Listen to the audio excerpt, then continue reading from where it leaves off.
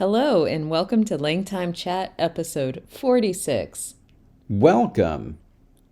Hi, David. Hey. We are today covering a topic. You did that in a very Finnish order, didn't you? I am turning into a Finn. We I are want to today live life. covering a topic. I want to live life with Sisu.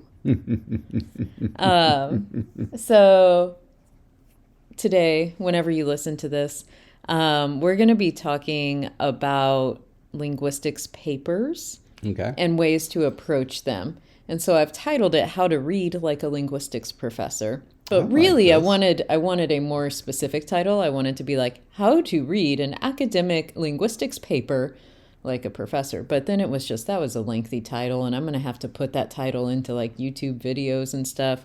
Mm-hmm. So I decided to just cut it much shorter. And so here we are, How to Read Like a Linguistics Professor. Well, I can't wait for this. And I get to say that because I was a linguistics professor.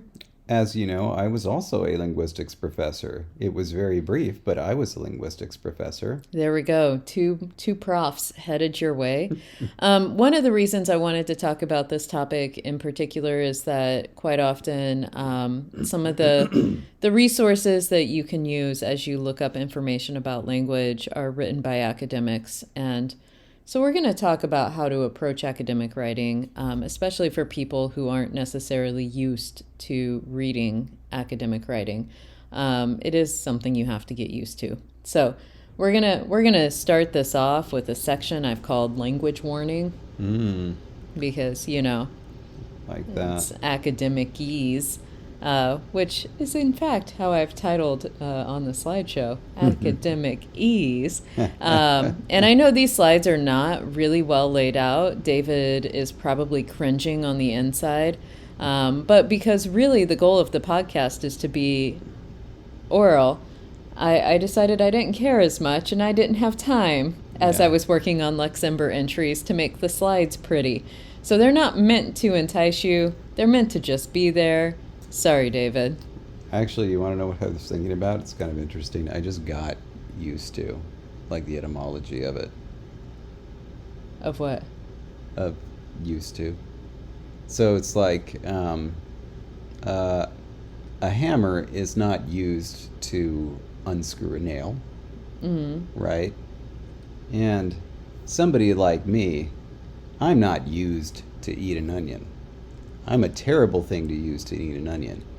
And if I'm not used to eat an onion, then I'm not used to eating an onion. Get it? Wow. That's how we got it. I really don't know if that's actually it, but I think it's is something. All right. All right, so now we've done the horrible thing where if you're watching the video, there's a lot of text staring at you, but we haven't even addressed the text, which means you may have already read it and not listened to anything David just said. Very sorry. So anyway, I'm going to be reading what's on it, so don't you worry. Yep. We're going to hit it, and we're going to get all these points. So remember, we're talking about a language warning here. So as a word of caution, academics are notoriously bad at writing when you think of the written word as something to be shared with the general public. Many academic writers are so laser-focused on sharing their work with a specific, very small group of like-minded researchers, not researchers, typo, that people outside the small population will find it difficult, if not impossible, to understand. And so academic writing is often not intended for a general audience. And so this is just one way of setting it up to be like, hey, if you pick up an article and you're like, I can't even make it through a paragraph, you're not alone. You're not alone. Yeah. I also want to add something else in here because this is a very recent thing. I don't know if you read the email, but Jesse and I were attached to a paper that we didn't write, but that we participated in the research of. Fun fact, I wasn't, and so I did not get an email. That was you. Oh, you weren't?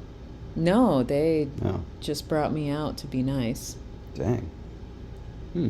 So anyway, but go on with your story. I mean, but like you were intended to do, it was just we ran out of time. That was the only reason you didn't do the MRI. Anyway, go on. So there was some comments that were given on the paper that frankly, I found baffling. And reading the comments, it honestly gave me some flashbacks to graduate school. And I was really glad that I wasn't responsible for the revisions because they were saying things like, at least this is the way it sounded to my mind. It's like, hey, there was some really smart things that you said in your conclusion. Why don't you start the paper with that? And then why don't you take your introduction and move it to the middle of the paper? And it's just like I'm reading these things. I'm like, this is terrible. This is some of the worst, advice I've ever seen given. And the thing is, academic papers are peer reviewed, and so Not all of them, but go on. not all of them, but like a lot of them, it would be, if it's published in an academic article, right, as opposed to just internally, they may be responding to requests where it's like, we are not going to publish this unless you do this. And there are ways to incorporate criticism so that you rewrite it and it reads with flow and it makes sense.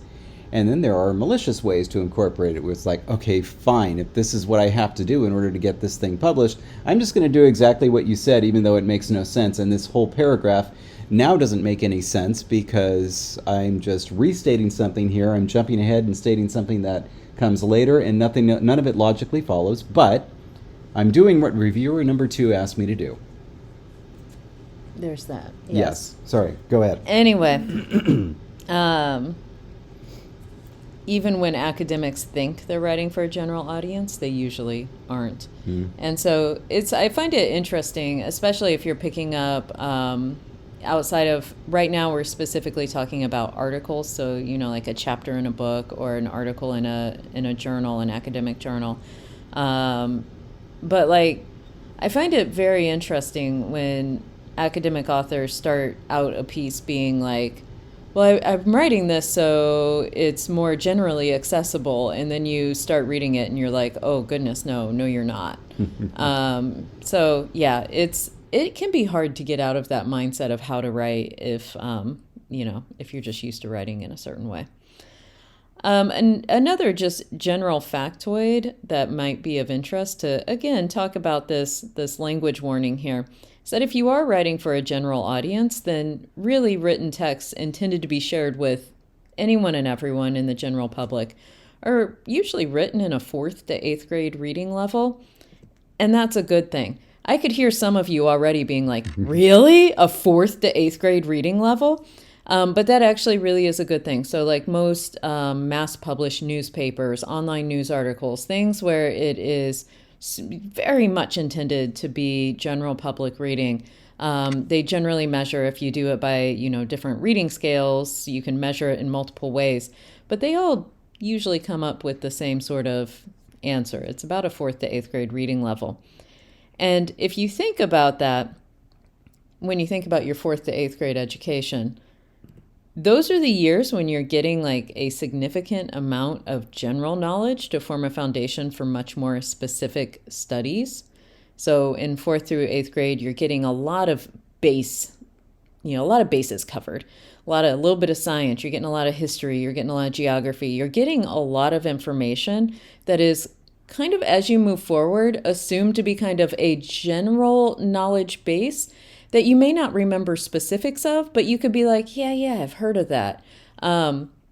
Also, by the way, 4th to 8th grade, remember there was a very famous TV show, Are You Smarter Than a 5th Grader? And there's a reason that adults couldn't answer some of those questions for 5th graders. And it's just because it's like, yeah, I remember something about that in school, but I don't remember the specifics. We learn a lot in those years. Mm-hmm. So anything that's written above that 4th to 8th grade reading level zone starts to become a lot more focused and written with a much more specific intended audience in mind. And if you don't believe me in terms of general knowledge versus more specific knowledge, try helping a high schooler with their homework sometime to see what I mean. Because it's like, even if you were good at, say, algebra when you took it, if you haven't studied math in the meantime, 20 years down the line, you're going to be like, wow, I don't remember any of these very specific things. So anyway, all that is to say, like, most of what we read on a daily basis is written at a very different level and in a very different style from an academic article. And let me tell you, so many academic articles would benefit from being written for a general audience. Like, I can't even tell you how much sometimes I cringe when I try to make it through an actual academic text. I'm like, why? Why are you using 3 sentences with embedded structures that make it so hard to cover for something that you could have said in a phrase? And yet, there we have it. And so, yes, as written texts become more advanced, the vocabulary is going to be more specialized. So a lot of words are going to be thrown at you that you may not be familiar with. The structures become more dense and weighty. Academics love these embedded sentence structures. And the constructions become more unwieldy, kind of to the point where some wordings are actually sort of historically rooted and make no sense to anyone but the people who read the same thing day in, day out. For this, honestly, the people who I'm most pointing a finger at here are lawyers. Have you ever read legal writing? Have you tried to read a contract for real? Like, if you don't study these things, it makes no sense. It is just circuitous and awful, and I hate it. Anyway, that's a language warning right up front. It's also, there are these things, especially when it comes to both academic writing and like legalese, where it's like if you are a fluent speaker of the language, you often can get a meaning out of it because you know all of the words. But if you don't know how it's intended to be used, then you won't actually get the meaning. And so a good example, a very simple example, you can imagine somebody who is learning English and they hear somebody say, wow, I've got to hand it to you. They might actually know the verb to hand to somebody. They might be able to figure that out. And the meaning that they're going to get is that person has said, I have to give you something. But of course, the meaning is, for I've got to hand it to you, is, wow, I'm admitting that you are right where I might have thought that you were wrong. And so that's a very simple example using common expressions. But imagine that with very, very specialized meanings. And so it's like, it's one thing where it's like, wow, I don't know what that word means. I don't know what that word means. And so I can't follow this.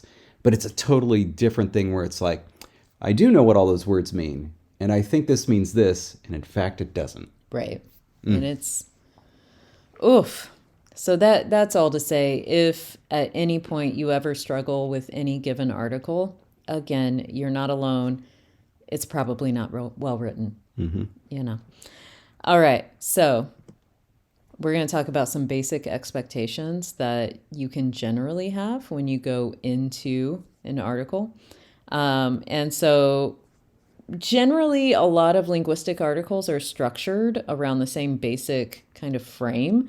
But some of the structures of how they're organized, I'm thinking of like an article again from beginning to end, how they're organized can depend on the basic type of work involved that the linguist did to get to the article.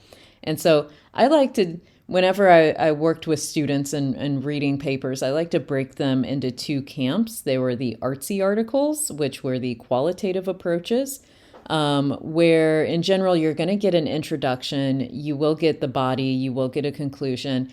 In between, you're going to get some sort of explanation of, you know, where they got their data, whether it's a questionnaire, a survey, working specifically with a group of speakers, maybe they did recorded conversations or whatever. You will get some sort of explanation of how they got their data, but then really the focus of the article is going to be on exploring the data that they have, a lot of times through written conversations or narratives or things of that nature, and then tying it in with research as they do it. And so that falls onto the arts half of linguistic structures, because a lot of other disciplines within the arts and humanities will do like that same kind of structure. Yeah. But on the other hand, there are the sciencey articles that fall on the science side of linguistics, that have more quantitative approaches or specific methodological approaches. And that's where you're going to get the introduction with a complete setup for a methodology where they say precisely, step by step, here are the people involved in the experiment. Here's how we ran it. Here's the statistical measures we used to test it. Here are sample, questions or prompts that people had to work with. Whatever the focus is, they're going to run through a very detailed methodological section.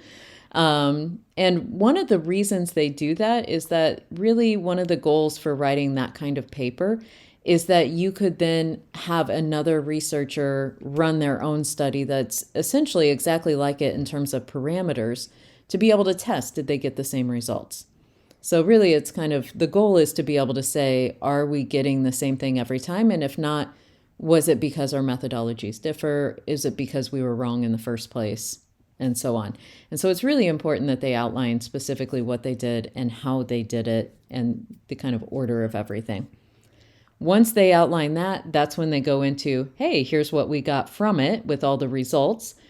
Depending on what kind of experiment or approach it was, you may just get a giant section of statistics at this point. Mm-hmm. And if you aren't used to things like reading about, like a two-tailed test or, P number and all of these other kind of statistical importance things, that section may just be like meaningless to you because it's so hard to wrap your head around if you don't really study statistics. Sometimes what you can do is just skip that section and go to the analysis section where they say, here's why it's important. Mm. So now we've gotten through all the numbers and all the quantitative stuff that we did. Here's why it's important. And then there are conclusions. Here's the conclusions we can draw from it. I think knowing that that's the basic structure kind of helps in terms of reading, especially in terms of, I'm going to be giving some advice for like how to decide if you should read an article before actually spending time on it. Yeah. And I could comment here, but I don't know what's coming. So I don't know if we're going to circle back to this point. I don't know. Just throw it in there. Let's mix it up, David. All right. So basically, just off the top, these articles are often shorter than the artsy type of articles. Yeah. But they are often denser. Yes. And more difficult to both write and understand. So it'd be the type of thing where it's like the conclusion might actually be 3 paragraphs, but so much work went into writing those paragraphs, mm-hmm. and there's a lot that's said. If the article is long, it's probably because most of it is, this was our data. Yeah. And so it's just like not a paper at that point, it's just appendices filled with, charts and blah, blah, blah, blah, blah. But when it comes to reading these articles, yeah, you want to know like what the setup was. You read the beginning, you come to the end and read the conclusions. And essentially the truth of the matter is, if the result surprises you or runs counter to your expectations, that's when you read the analyses, the analysis and the conclusions very carefully. And then you go back to the data, figure out how it works, and read what it is and what the setup is to basically see if they're wrong. And again, part of the reason that they're supposed to be so specific in that methodology section is for people who are going to be responding to their work to be able to say, well, I disagree with your assumptions, or yeah. And that is a big deal in a lot of linguistics papers in the first place, is just lay out what are my basic assumptions that I'm going into this with. So that way readers know and can then question from there. Yeah. Oh, and I'll give you a quick example because the article of this type that I'm most familiar with is phonetics, because that was one of my specialties in graduate school. And you might come away, say you're measuring the vowels of English, and they'd be like, we measured the front, tense a versus lax e, and we found, in this region, these results, and they look bizarre. And so then you might go and look, all right, well, how did you actually test these things? And you're like, these were the things that we tested. And what they tested was they tested vowels in common English words with coda with codas and say, like, I don't know, the two words they decided to test were like uh, blame and bled, let's say. Already that would raise a red flag. It's like, first of all, okay, you only tested two words, but second, they're two different codas. One is a nasal coda and one is a voice stop coda. And we know that codas have a strong effect on the vowel that precedes them. And so it wasn't, if that was really all you were testing, that's not a good test. And so suddenly, then you go and look at the results, which were not what you expected, and be like, well, that's why you got those results. This was a poor setup of an experiment. Now, obviously, that's simplified, and no paper would do that right now. But that's the type of thing where Right. it's like, all right, you start here. It's like, okay, is this paper even worth reading in the introduction? Then you go to the. Well, hey, now you're Now stepping. I'm jumping ahead. Now you're stepping Now I'm on my jumping ahead. toes. All right. Come All on, right. man. All right. Well, we'll get back to what David thinks. We'll see if he agrees with what I'm about to tell you. The next section is called abstractions. Okay. And so a lot of papers are accompanied by an abstract at the very beginning. Sometimes it actually has the abstract title. Sometimes it's just like this little tiny paragraph that's in smaller type and it's got inset on both sides of the margin and it just is there before the article begins and therefore it is the abstract. But these being called abstracts is a bit of a misnomer because a well-written abstract should actually make the work that follows more tangible and approachable. It should make it a bit more concrete. You should get an idea of what you're about to read. So it's abstract because I was thinking in the sense of like it's abstract, like abstract art. Like why do we call it abstract? I don't know. Anyway, that's a question for another day. It's a portion that's been abstracted from the. There we go. It's a small abstraction of a whole. Good abstracts can help you learn two key pieces of information. One is that bite-sized summary of the article, which can help you decide if the article is worth the effort, energy of reading or, reading it more thoroughly. The second is the author's, or authors in the plural, writing style, which can, again, help you decide if the article is worth the effort or energy of reading it more thoroughly. Yeah. Because if the abstract is written in a way where you can't understand the abstract, there's a very good chance the article is not going to be better. Yeah, it's for me. It's like if the abstract extends onto a second page.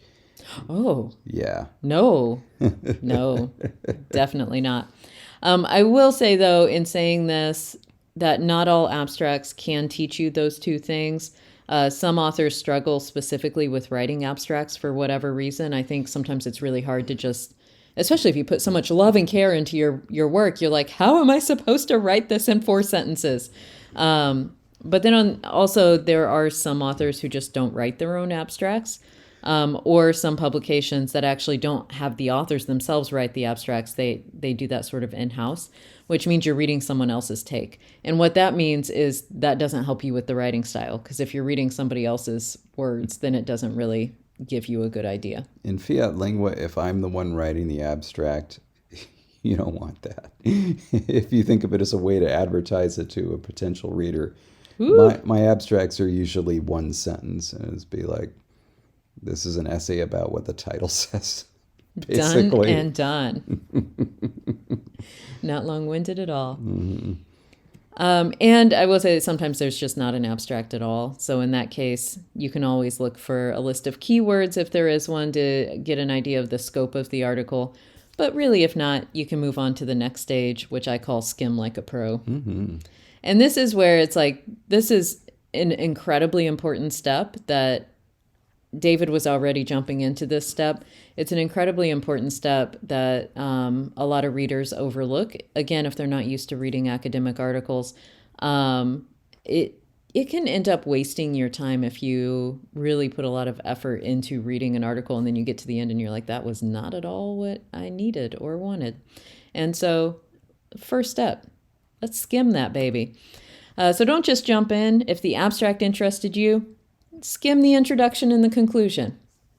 Do what David was saying. Start at the beginning, go to the end. Get an idea. At this point, you don't even need to super thoroughly read them. It's more an idea of, I'm going to skim it, I'm going to get the overall meaning from it, and I'm going to see if I'm interested. If you are, that's when you look through the body of the paper, so in between the intro and conclusion. Specifically, I like to tell people to focus on things that stand out, like the tables, the charts, the data sets, anything that's like a numbered example. You can kind of look at it. You may be surprised how much you can learn from those features alone. Sometimes there are papers that are incredibly good resources to get information from, but really could have been summed up in this one-page table that they include. And if you know the area and you know the subject matter they're discussing, you could just look at that table and never read the article and be like, but I can cite it because it's so good. So these features are incredibly important. And so looking at those to just get a sense of what they include, the diversity of examples, and it will, I think, really help you, get a better sense of whether you're interested in diving in more. As you look at those features, I also advise you to look at the text around it to get a better taste for how the author approaches and analyzes them. Because a good practice for authors to follow is to sandwich any, and I'm just calling it feature, so table, data, numbered example, whatever, is to sandwich it with their own words. So introduce what readers are about to see, provide the thing, whether it's a piece of data, chart, figure, image, whatever it is, and then discuss or analyze what was provided. So show the readers how it fits in or why it's important. That sort of author sandwich is a good practice, not always followed by authors.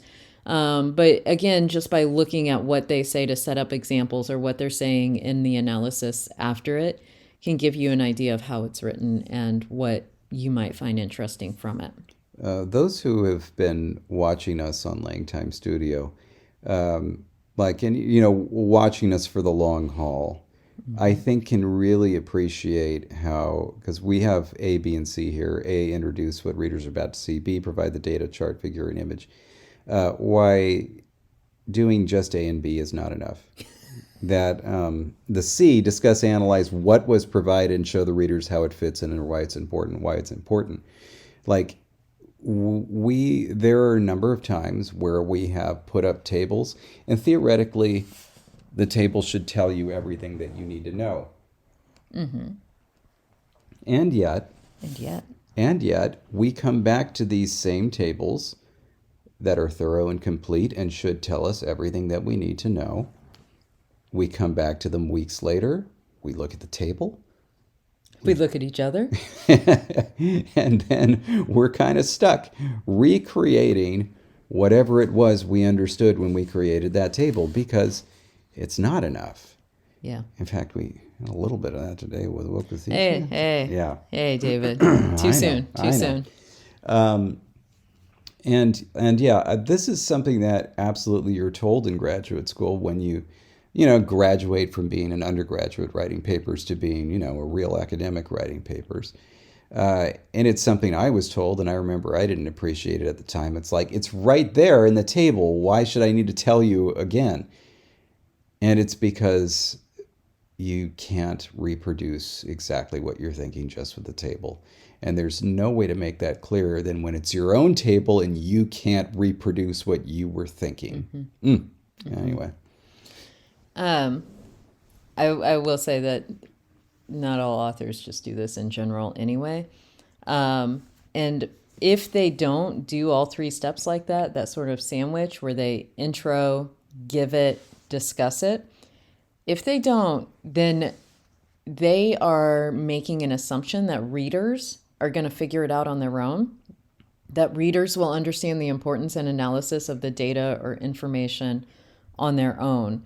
And that means the author is writing for a very specific audience at that point, because like David had said, when you hand a paper as a student to a teacher and you're like, it's about this topic, we've been discussing this, I gave the table in the paper, why can't you just figure it out?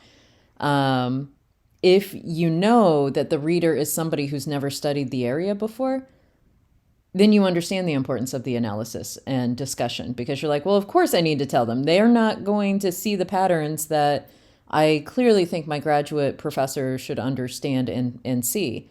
And so if you approach an article and you see that they're not actually discussing any examples, I want you to just take a moment and consider, do you understand the setup of the article? Do you understand why the examples are there, why the charts are there? And if you can't find those connections, then again, that's not on you. That's on the author did not do that full job that an author should technically be doing. That's not on you. But they are definitely writing for a specific audience, which means you may get more headaches out of that article than you get information. And it's it's a very difficult thing because when we learn to write, we are learning when we're very young, when we're in grade school, when we're in middle school, high school. You are writing for a specific audience. You're writing for your teacher. And you know what? Yeah, your teacher is going to know everything that you're writing about. It's unreasonable to expect high school students to be writing for a general audience, somebody who doesn't know what they're going to be writing about. It's unreasonable to expect random strangers to have to read high school students' work. And so it is a little fiction that is necessary that we all have to go through as we're learning to write. And it doesn't make sense when you do it, but there aren't really great alternatives. I think it's a type of thing that unwittingly someone like a fanfic author figures out, because suddenly they start writing on their own and they start writing for another audience, and suddenly they start getting questions about, like, I don't get this. Why is this way? Suddenly they figure it out. Gotta find those connections. Yeah. So this was just the skimming process. At this point, you have not actually read the article. This is just deciding, is it worth it? Because remember that your time is a resource. And so invest it wisely. If you are still interested in the paper after doing the skimming, then it's time to invest more energy. And here's where you go back and dig into the text, starting with the introduction, digging in and going through all of the steps provided there in the article. As you read more carefully, this is also when you can, take notes, highlight, underline, or otherwise annotate in a way that works for you. Having previously skimmed the document, your highlighting and note-taking can take more meaning, so you don't end up with an entire page of yellow highlights staring back at you. This was like a number one problem that I saw with early undergraduate students, where they didn't know how to approach an academic text. And so they just read it from, like beginning to end. And, there's like this compulsion of, I need to remember this. So I was told to highlight this or underline it or whatever you do, right? And then they would get to a certain point where they would look back and realize that almost every single sentence had been highlighted and or otherwise marked, which meant they couldn't look at a page and find the important bits out of it. Oh, that was me. I highlighted stuff the way that my mother put accent marks on her Spanish. I did that as Jesse was taking a drink. Doggone you. I almost spit water all over my computer. Oh my God, that's amazing. My mother is a fluent Spanish speaker. She's that was her first language, was Spanish. She didn't learn anything about how to write it until high school. And so she didn't know anything about accent marks or anything like that. She knew how to speak the language. So she would just write it, and then when she was done, she just kind of go through and put accent marks on to kind of make it look like there were enough on the page. Make it look cool, sure. Yeah, highlighting never worked for me. I didn't understand it. I would just highlight everything. And finally, when I got to college, I was like, oh, thank God, I don't have to do this anymore, because I didn't have to. I just remembered everything. Well, you could also be a reader like David and just mentally annotate the information you need. But if you are a person who needs something more visual, again, having done all the skimming, you should have a better idea of where the article went, how it got there, And then you can find the pieces that really stand out to you that you want to make sure you remember, and you can really focus on those. Yeah. And so, yeah. I do have a bit of advice here if you want to, like, especially if you're really in a crunch, right? And let's say you are a graduate student whose time is absolutely precious. Give yourself a timer, give yourself the article, and do not allow yourself to write anything. Like, just remove all the pencils and pens from, from your area. And so that you just have 10 minutes to get through this article, so that you're just looking at it. When it's done, then you go back and you start deciding, all right, now I can go back and look at this and think about, what needs to be annotated and so on. Nice. And speaking of time being precious, this was, remember that your time is valuable, was the first line on my next slide. If the article becomes less helpful, 'cause sometimes this happens as you're digging into its meat, reevaluate in terms of what you had hoped to get out of it in the first place. If it isn't meeting your needs, feel no shame in moving on. Yeah. Just leave it behind and say, well, you know what? I got some things out of it because I'm sure you learned something from it. Even if what you were learning was, this is not how someone should put a study together. You got something out of it. Move on. And remember that even if other people think that article is the bee's knees or one of the best in the field, it doesn't mean you had to get something good out of it. And I found this a lot, and I think this can happen in a lot of communities where people are discussing papers or books. People can just like rally up and like, yeah, that's the best. This is amazing. I learned so much. And then you like open it up, or, I start reading and I'm like, I don't get this, or it's not interesting. I'm not seeing what people are getting out of it. But then there's something in you that makes you think, so what's wrong with me? Like, why can't I see what all these people are seeing? There's nothing wrong. There's nothing wrong. It's just I had different goals as a reader and the writer did not meet them. And so invest wisely. So now I'm going to give a little walkthrough example. It can't be an actual example because, one, this is a podcast. Two, all these stages are really silent, and that would make for a very boring listening experience. To be like, just sit tight while I skim this article. That would be a new avant-garde kind of podcast. The podcaster sits down at her laptop and presses record, and then just silence for an hour. And then, no, not silence. It'd be whatever thought popped into my head at that moment. I would speak it out and then just move on. But you'd have no idea what line I was on, why I was saying such a thing. It could be really interesting.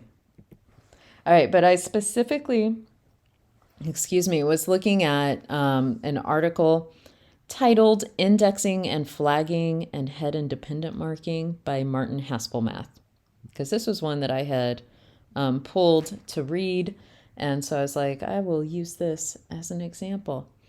First and foremost, there is an abstract that's included. It's clearly labeled.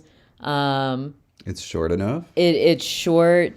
And I'll just start with the opening sentence. This paper compares the concept pair indexing flagging with the well-known concept pair head dependent marking that is widely used in typology. And so like that's the opening sentence. And so like you can honestly just in that opening sentence like get a good idea of what this article is about. From the abstract alone, though, if you were to read it more carefully, you will be able to see that the article makes some basic assumptions about the knowledge shared between author and reader. And so let's look at some keywords and phrases that are considered common knowledge for this article. That is, they're just dropped in with no real room for definition.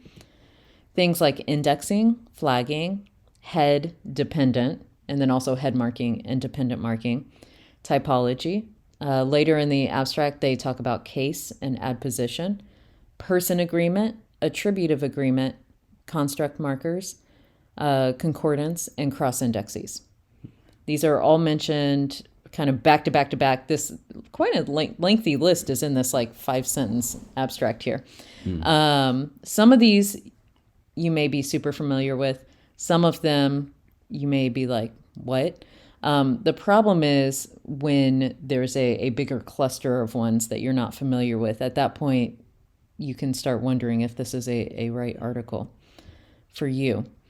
One of the wordings specifically I wanted to pull out was the well-known concept pair head dependent marking. That really nails down who the audience is. Because as a lay reader of linguistics work, you may or may not know head marking, dependent marking. You may know different terms for them. You may know a grammarian's terms that kind of cover the same concepts, but don't talk about them in the same way that typologists do, or that, syntacticians do, or other things.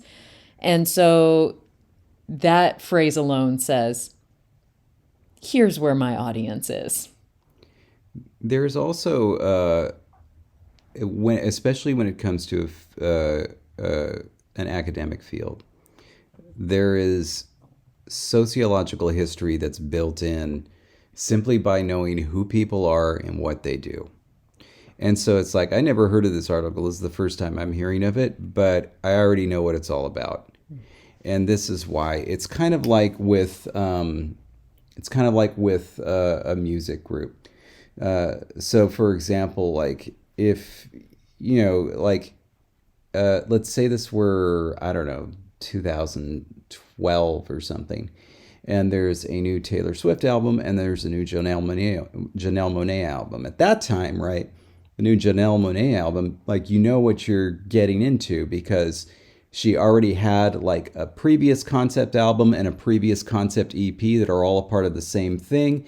The new album is also going to be a part of this kind of whole concept album thing that she has going on. It's going to continue a saga. Whereas the new Taylor Swift album is likely just going to be a new album, not necessarily a concept album. It's not like we're not talking about the quality of them. It's just like, what type of thing are you getting? Right here, what I know is that one of the things that Martin Haspelmath has been focusing on, especially, I mean, for his career, but like especially for like the last 20 years, he's been kind of like taking a look at linguistics as a field and saying, all right, what have we done? What of that is good? What of that is good and needs to, move on? And what of it we can actually dump and change? Like what actually makes sense and what doesn't? And also, what of it are we all talking about the same thing but using different terms, and how can we simplify the discussion? Yes. And so just by having that background knowledge and reading the first sentence of the abstract, what I'm getting is, oh, of course, I know what head marking and independent marking is, so I am a target audience. If you don't know what head marking and independent marking is, this probably is not for you.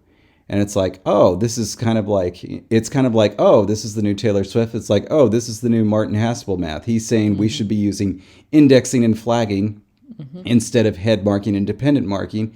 And this is going to be his case for it. And honestly, if you were me, I'll just be like, you know what?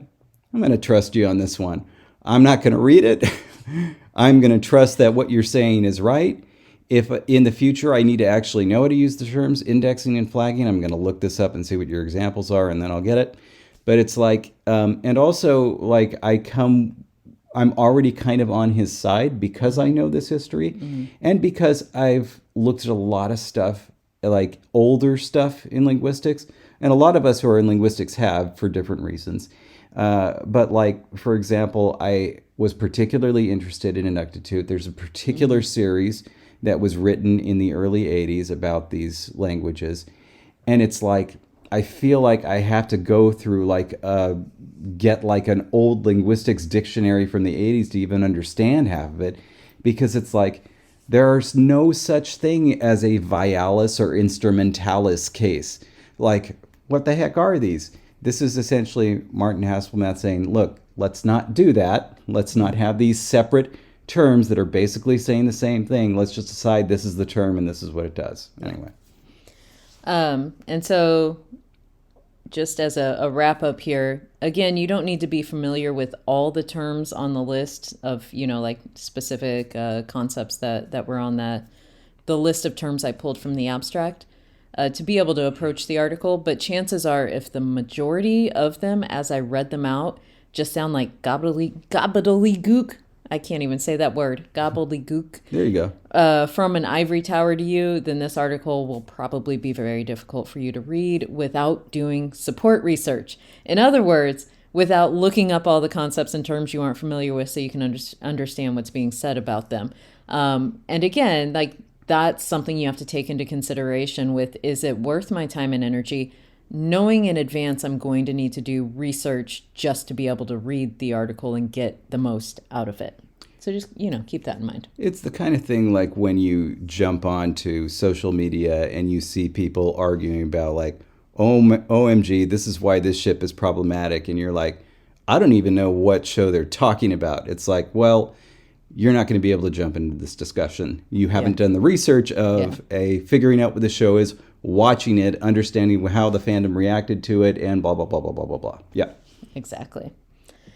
All right, so then we get to the introduction, which of course is so small on the screen. I just put it there as like an image to be like, here's the introduction. Now, I went ahead and just skimmed it before sitting down. And so I can tell you some key points from the introduction that I took away from it. And that is that the article focuses on a comparative approach to describing language features. It focuses on theoretical differences in terminology and how it is used, the terminology is used to describe cross-linguistic patterns. And so thinking about like how we think about languages and their features and how we discuss them in one language versus another.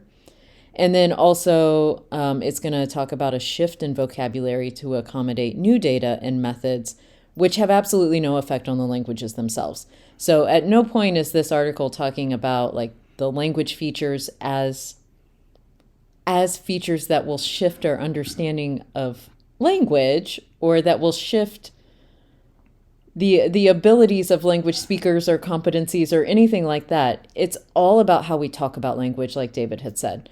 And so the introduction, just skimming, those were some main points there. So then I jumped to the conclusion and also skimmed that. The main points there were, again, formalizing how to discuss features of languages. So no surprise, Haspel Math actually did it. There's also a move toward discussing features and general patterns of behaviors rather than as set features. And so this move has been going on for a while, but I think it's still hard to kind of get out of that always never mindset. But it's like there's this move, especially in typology, to say, for instance, not that this language is head marking or whatever. It's that this language is predominantly head marking, or this language is primarily, or, there's a shift into discussing features as being sort of, we get there are going to be exceptions, but here's where most of it will fall. Nothing new is presented. It's all about how we talk about language. So it isn't that there's anything really new. It's like David had actually said, just based on that opening line of the abstract. It's really just saying, here's our case for using these terms and making a shift towards those terms. And so then in the body, I did pull a page of examples just to show as an image here. And so if you're looking at the slides, and I'm also going to include a PDF of this article, by the way, as a resource on our Patreon page.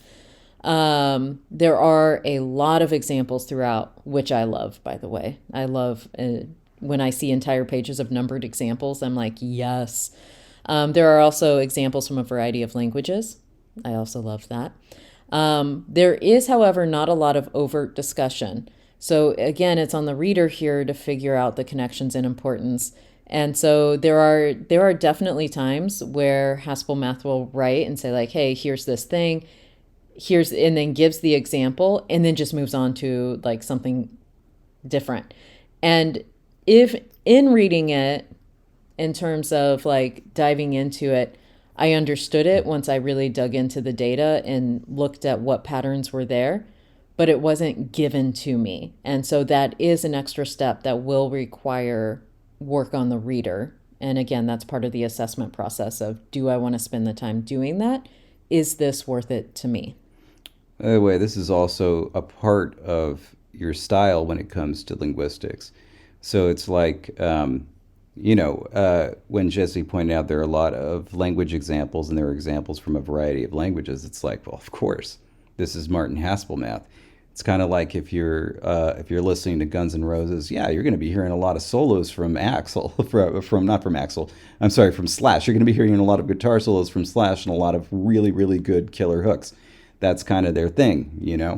Whereas, like, if you are, for example, looking at a paper by Andrew Garrett, chances are you're not going to go very far without coming across an example from Yurok. Why? Because he does a lot of work on Yurok. It's like, it becomes a part of your style, and it's like it's something that you can identify with the author. So this, by the way, was my example of skimming and some things I just took away from glancing at these features. At this stage, that's when you reassess your reading goals to decide, do I want to actually invest the energy into reading this? And for me, I did. I wanted to read the article. My goal in getting the article in the first place was to better understand how Graham uses index and flag as language features, because they only use those terms. And so I kept thinking, what is this indexing that I'm supposed to be doing? And so my goal that I have in reading the article really aligns with Haspel Math's goal in writing it. So it's going to be worth it to me to invest the time and energy in the article, because those are aligned, and it makes sense because I want to better understand how they're used. He wants to discuss why these are better terms and how they apply to what I knew as head marking and dependent marking. And so it was a good way for me to see how those match up. This is a very similar phenomenon to what we experience with computer operating systems. And also telephone operating systems or smartphone operating systems. So, for example, I think everybody at this point knows about the difference between a blue and a green message bubble because of iOS, even if you don't have an iPhone. Why? Because they are so ubiquitous, and iPhone users notoriously complain about the fact, oh my gosh, I'm texting somebody that doesn't have an iPhone, and I know this because they don't have a blue bubble, they have a green bubble, right? And suddenly this little feature that was just a part of a closed system spreads and becomes common knowledge. And so here's the thing where, like, something like not just Graham Bank, but also all the other stuff that the Max Planck Institute puts out, these are essentially, they're essentially software, right? Mm-hmm. And the more that people use them, not just linguists, but also conlangers, it's like the terminology they use becomes the standard. Mm-hmm. And so it's like, if that's the standard, you need to understand it in order to be able to use it, because everybody's using it, whether you like it or not. Anyway. Yeah. Another typo, by the way. Aligns. There's been a lot of typos. I haven't pointed them out to you. Oh my gosh. This is so embarrassing. It happens to me a lot. So embarrassing. This is going to be on a video forevermore. People are going to point and laugh. Let's just say that I wrote it. David wrote it. It's very obviously in his voice. Yep.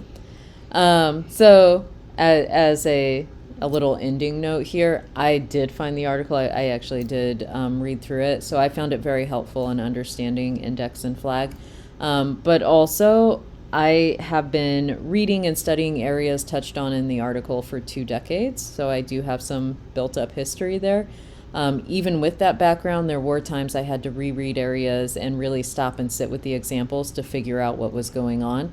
Again, because it was really an exercise of giving a lot of examples to show the diversity without providing the discussion. The focus was on giving more examples to set the patterns to show why these are better terms, not on the discussion of the individual examples, because he was looking at a large scope, like, now that we've shown all these examples, let's take this into consideration. And so there were definitely times I had to dig into those examples. The article, in terms of like looking at it and kind of reading it, I called it, it's presented breezily, where it's like when you look at it, it feels like it should be easy to read, but it's anything but an easy read. Like it is very dense in terms of like how information is presented. And so again, like I really drew on a lot of that background that I already had in the area to be able to understand what was happening. And so you can decide for yourself if it's worth you as a read when I attach the PDF and you can access it. All right, so that's for articles or chapters. I just wanted to add a quick note here about expanding this process for larger texts like books. So longer texts like books are definitely structured differently, but they often still follow the basic premises presented here in terms of like there's usually a chapter on setting up past research, a chapter on, like goals and where we're going with this, and some sort of methodology or focus on how we got to where we are in terms of the study and what we're doing with it, and then a focus on here's what we did and here's the analysis of it. And so you still get that overall structure in a lot of really specific linguistics books, but then of course there are other linguistics books that it's like chapter by chapter, even written by the same author, is like sort of a different exploration. So really at that point, it's hard to say with structure, but you can still use some of these principles when approaching the book. So you can start with the blurb, usually on the back of the book. Maybe it's on the inside flap if you have a fancy book cover or something, but most academic books don't. And then focus on the table of contents, like really look. You can also look at appendices and the list of tables, list of figures, flip through the pages, and so on. You can also, if there is a preface or like a really short introduction, and not, like a 25-page introductory chapter, but like a short introduction, you can skim that to get an idea of where you're going with it. Remember that when you're holding a linguistics book, it is not fiction, and so there should not be any twists or spoilers, which means go ahead and thumb through the book. Don't be afraid of seeing something that you haven't started the story of yet. Thumb through the pages, read paragraphs here and there, decide how you might use this book as a resource. And if there is a conclusion section, look at that conclusion section. So really get familiar with the book to, again, decide if this is something you want to approach. And as a final note, you often don't need to read the entire book from beginning to end to find it useful. And in fact, some of the most useful books I return to time and time again are ones I have never and will never read from cover to cover. And of course, the top book I'm thinking of here, I say of course because y'all are going to know it when I say it, it's the World Lexicon of Grammaticalization. At no point should I ever, I would argue, read it from beginning to end. That is really not how the book is intended to be read, and yet it's one of the most valuable resources I think I use on a regular basis. Well, I read it from cover to cover. You did not. I did, but I read the junior edition. What junior edition? Remember, I read the one that only has 3 authors on it. That's like half the length. The first one. But still, why did you read it cover to cover?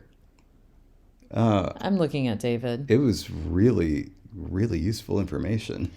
It is useful information, but like I think it's best digested when you want this set of patterns together, or when you want... Oh, sure. But like it was the type of thing where it's like, well, I want to know all this, so okay. I better do it. Well, never mind. You may fall in David's camp and read it from cover to cover. You may fall in mine. Well, and the thing is, there's the better one out now, and I'm never going to read that one. It's to be too demoralizing. Find out all the stuff that you didn't actually know. Oh. All right. And so, yes, that was my introduction here to academic articles. One of my potential ideas for moving forward, not with every podcast, but with some here and there, is to actually dive into some articles and really tear into them. But I did just want to do like this sort of opening podcast in general to be like, if you're reading these resources, and especially if you're new to trying to dive into linguistics resources, to just know that it can be difficult, and it's a very different reading process than picking up a book you're interested in. I think it's a really nice idea. And in fact, if anybody listening has any suggestions for articles, think about articles that you want to understand but don't want to read. Um, and we'll be happy to do that for you. I'll, Depending on the article. oh, I'd even be willing to demystify a syntax article. Those things are just hilarious to me. So yes, that is a direction that we have been talking about taking. And so if you do have suggestions for specific ones, let us know. If it's behind a paywall, we may need you to give us the PDF though, because I'm not paying for it. All right. Well, we hope you all enjoyed listening, and we hope you all stay grammar until next time. Bye, everybody. Bye.